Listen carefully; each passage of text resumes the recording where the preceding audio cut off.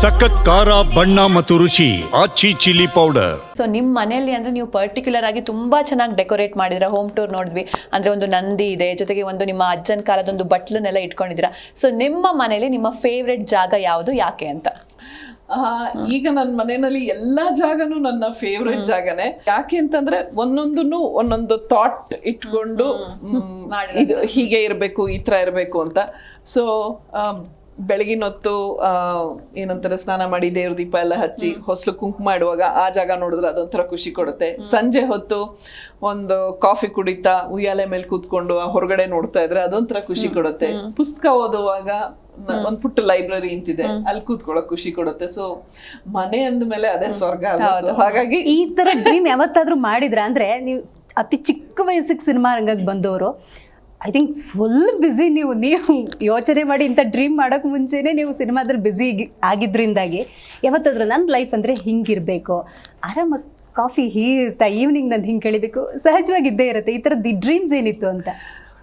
I think ಎಲ್ಲೋ ಒಂದ್ ಕಡೆ ನನಗೆ ಚಿಕ್ಕ ವಯಸ್ಸಿಂದನೂ ಈ ಮನೆ ಡೆಕೋರೇಷನ್ ಬಗ್ಗೆ ಅಥವಾ ಮನೆ ಹೀಗೆ ಇಟ್ಕೋಬೇಕು ಇದೆಲ್ಲ ನನಗೆ ತುಂಬಾ ಆಸೆ ಇತ್ತು. ಅದಕ್ಕೆ ಅಗೇನ್ ಅಮ್ಮನೇ ಕಾರಣ. ಯಾಕೆಂದ್ರೆ ಅಮ್ಮ ತುಂಬಾ ಅಂತ ವಿಚಾರದಲ್ಲೆಲ್ಲ ತುಂಬಾ ಶಿಸ್ತು. ಎಸ್ಪೆಷಲಿ ಅಡಿಗೆ ಮನೆ ಅದೆಲ್ಲಾನು ಬಾಟಲ್ಗಳೆಲ್ಲ ಒಂದೇ ರೀತಿ ಇರಬೇಕು, ಅದು ಹೀಗೆ ಇರಬೇಕು, ಒಂಚೂರು ಹಂಗೆ ತಿರುಗಿಸಿದ್ರು ತುಂಬಾ ಡಿಸಿಪ್ಲಿನ್.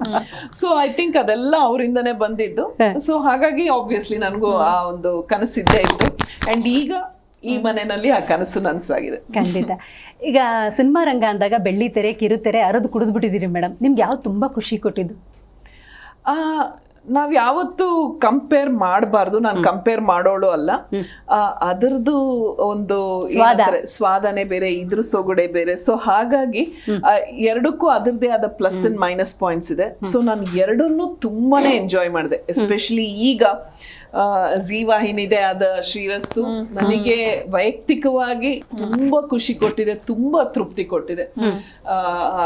ಶ್ರೀರಸ್ತು ಧಾರಾವಾಹಿನೇ ಇರ್ಬೋದು ಅಥವಾ ತುಳಸಿ ಪಾತ್ರನೇ ಇರ್ಬೋದು, ನನ್ನ ಮನಸ್ಸಿಗೆ ತುಂಬಾನೇ ಹತ್ತಿರವಾದಂತ ಒಂದು ಪಾತ್ರ ಅದು. ಅಂಡ್ ಆ ಪಾತ್ರಕ್ಕೆ ನಾನು ಎಷ್ಟು ನ್ಯಾಯ ಸಲ್ಲಿಸಿದ್ನೋ ಇಲ್ಲೋ ನನಗದು ಗೊತ್ತಿಲ್ಲ, ಆದ್ರೆ ಆ ಪಾತ್ರದಿಂದ ನಾನು ಬಹಳಷ್ಟು ಕಲಿತೆ. ನನ್ಗೆ ತುಂಬಾನೇ ತೃಪ್ತಿ ಕೊಟ್ಟಂತ ಪಾತ್ರ. ಒಂದಷ್ಟು ಜನ ಮಿಡ್ ಏಜ್ ಆದ್ಮೇಲೆ ಲವಲ್ ಬಿದ್ದದ್ದು ಇದೆ. ಏನ್ ತಪ್ಪು ಅದ್ರಲ್ಲಿ?